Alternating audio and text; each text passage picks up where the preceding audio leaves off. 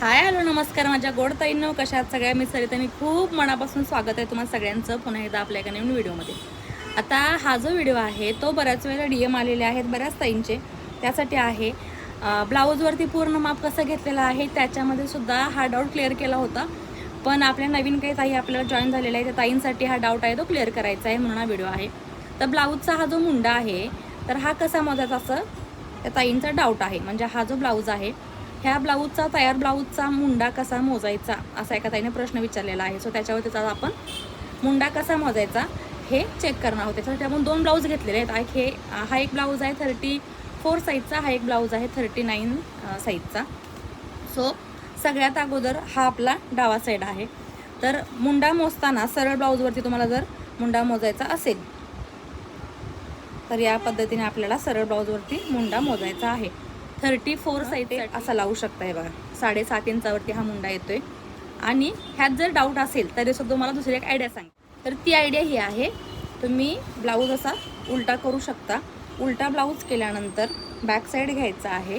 शक्यतो बॅक साईडचा आपल्याला हाफ मुंडा भेटतो, कारण इकडे फ्रंट साईडला आपण गोलाकार दिलेला असतो, तो नंतर मोजला तरी चला. पूर्ण मुंडा मोजताना तर इथे बघा, इथे तुम्हाला टेप पकडायचा आहे आणि प्रॉपर इथे हा शिलाईपर्यंत घेऊन जायचं आहे.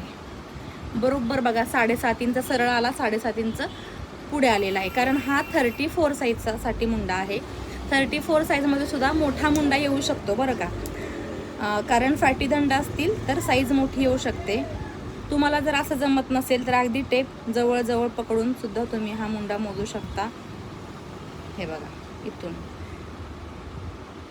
तरी सुद्धा 7.5 इंचच येणार आहे. ही झाली लहान साईज. आता ही मोठी साईज आहे. मोठ्या साईजमध्ये मुंडा मोजताना पुन्हा काय चेंज होतोय का पाहायचं आहे. तयार ब्लाऊजचा मुंडा आहे हा, जो की तुम्हाला ब्लाऊज शिवतेवेळी माप टाकताना घ्यायचा आहे. आता ह्या ब्लाऊजचा मुंडा आहे तो इथे 8 इंच येत आहे. बघा असं जर मोजलं ना शोल्डरपासून टेप लावून तर 8 इंच येत आहे. तुम्हाला डाऊट असेल तर सरळ तुम्ही इथे टेप असा पकडायचा आहे आणि पूर्ण गोलाकार जो आहे मुंड्याचा तो मोजून घ्यायचा आहे. हे बघा 8 इंच येतोय. आता हा सुद्धा तुम्हाला डाऊट असेल तर 8 दोन्ही 16 इंच. आता हा पहा, इथे उलटा ब्लाऊज केल्यानंतर मार्जिन सहित मुंडा कसा मोजायचा, फ्रंट बॅक दोन्ही साईडनी इथे मोजू शकता तुम्ही.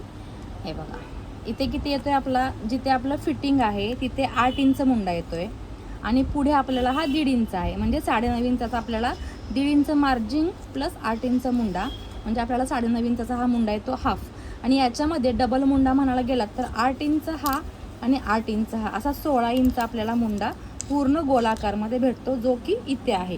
म्हणजे तुम्हाला मुंडा मोजताना लक्षात आलं असेल की तयार ब्लाऊजवरती तुम्ही जर मुंडा मोजत असाल तर शोल्डर जी पकडली गेलेली आहे ती न धरता, कारण आपण ते मार्जिनमध्ये प्लस करत असतो आर्महोल काढताना. आता ह्या ब्लाऊजला मी शोल्डर 5.5 पावणे 6 इंच घेऊन इथे हा जो मुंड्याचा भाग आहे तो बघा मी इथे 6 इंच घेतला होता. हा शिवल्यानंतर या पद्धतीने कटिंग होतं त्यावेळेला. आता तयार जो फिटिंग केल्यानंतर होतोय तो इथे एक्झॅक्टली 8 इंच येतोय, प्लस इथे 1.5 इंच आपला 1.5 इंच हा आपला इथून 1.5 इंच हा मार्जिंग आहे. म्हणजे 8 प्लस 1.5 9.5 इंच झाला टोटल जो आहे आपला. हे बघा पुन्हा तुम्हाला दाखवते, इथे आपली मार्किंग आहे शिलाईची, जी की डार्क कलर असल्यामुळे दिसत नाही, थोडासा मार्किंग करते.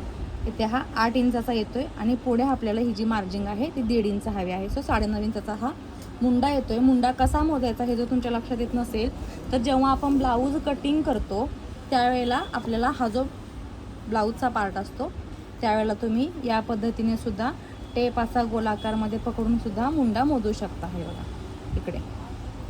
सो तुम्हाला मुंडा कसा मोजायचा हे जर लक्षात तर तसं मला तुम्ही कमेंटमध्ये सांगायचं आहे, आणि पुढचा काय तुमचा डाऊट असेल तर तो सुद्धा क्लिअर केला जाईल. सो असेच व्हिडिओज पाहण्यासाठी आपल्या चॅनलला आणि इन्स्टा पेजला फॉलो करायला अजिबात विसरू नका. चला मग पुन्हा भेटू. बाय.